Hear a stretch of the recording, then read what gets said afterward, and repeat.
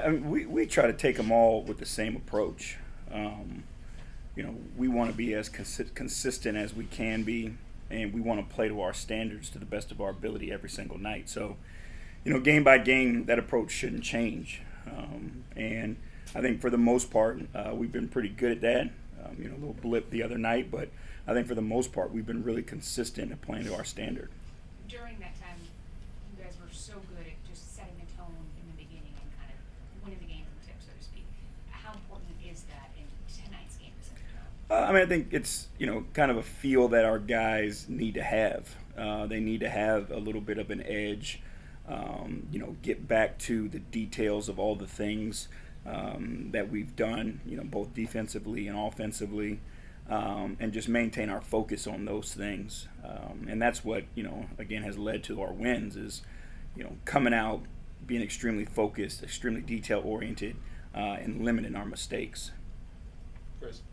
Hey, JB. What's up, Chris? You said the other night you don't care about the national attention or anything along those lines, but tonight is a national television game, and there may be some in the audience that are seeing you as the Cavs for the first time.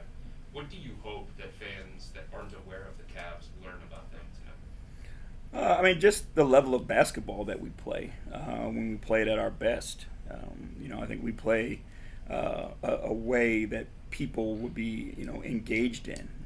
We have a bunch of guys who play hard, compete their tails off, and play selfless basketball.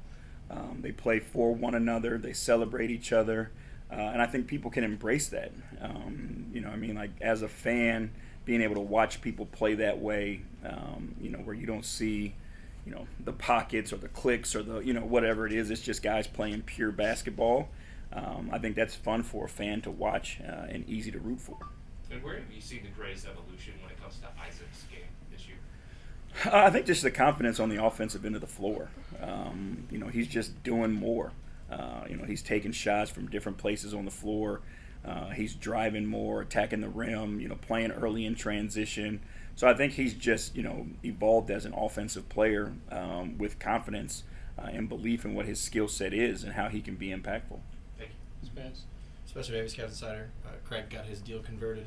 Just thoughts on the way that he's handled this season, and obviously, sometimes he's in and sometimes he's not, but it seems like he's been a pro. Yeah, Craig is awesome. It's one of those things that, it's the fun part of the NBA to be a part of helping people's dreams come true. And this was a dream come true for Craig, and it's something that he earned. To go from an undrafted guy to a two-way player and to have your contract converted this quickly just speaks to, one, your talent, two, your type of personality, and your resiliency to just keep fighting. Whatever obstacles have kind of been put in his way, they could deter you very easily. But he refused to allow those things to deter him. In and out of lineups, that's not easy to do.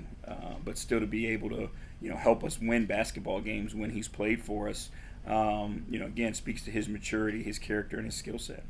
Following with a two-way rookie as well, Imani got named to the Rising Stars game as a replacement. Just his progression and the way that he's kind of chugging along this season too down there. Yeah, he's doing a great job. The things that we keep talking to him about and improving on, he's really, really working at it. He is, an extreme talent. He's just a young guy who needs to play basketball, and that's why, putting him with Mike G with the charge is a big deal for us.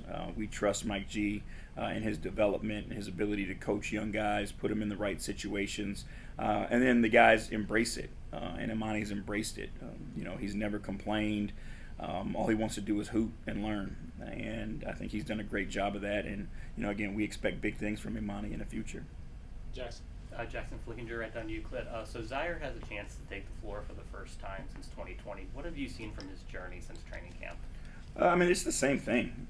A guy who just has the want and the ability to continue to fight. It's never easy, no matter how you shape it, to be one of 450 on the planet. And then to have the obstacles with the injuries and things like that he's been through, to still figure out a way to work his way back, again, just speaks to his character, the quality human being he is, the determination, the grit, and then obviously the skill set. So, we're looking forward to it, and hopefully, again, we can give him an opportunity. so he can get out on the floor and compete. You mentioned his character. What have you seen from his character? He's a really, really humble person who asks the right questions and wants to be a part of the group, but has a confidence to him that he's willing to compete against anybody. I think we saw that in training camp, and just as long as he's been with us with the Charge, like he's just a guy who like he just gets it. He understands what team is all about and how he can fit in with the team, but not shying away from pushing others around him. Sam. JP, usually during the All-Star break, everybody looks at it as kind of like the players who aren't there, they get a break. Is it something that, are you able to take some time off? Are you going to Indianapolis? Or? I will not be in Indianapolis. We all know you should be coaching. But. I will not be going to Indianapolis. For us as coaches, this is an opportunity to kind of recharge.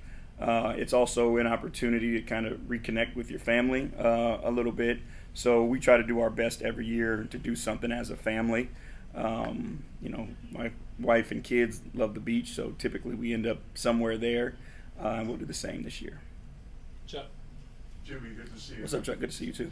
So the Bulls on this road trip have been using a lot of booch in throwing together. And I'm just wondering, when you're scouting them now, what problems does that present for you, even though you do have two bigs? The size alone is a problem. I don't think, Drum gets as much credit for the impact that he can have on a game that, we saw when he was here, and we've seen in doses when he's been with you guys in Chicago and obviously throughout his whole career. But he can get a lot done in small amount of time. He's a beast on the offensive glass. We're watching those two guys play old school basketball. They're playing the high-low game like we haven't seen in a while. And he just puts pressure on your paint. He puts pressure, foul pressure on your big guys. So that, their size and skill present quite a few problems. Last two, Chris and then Tim.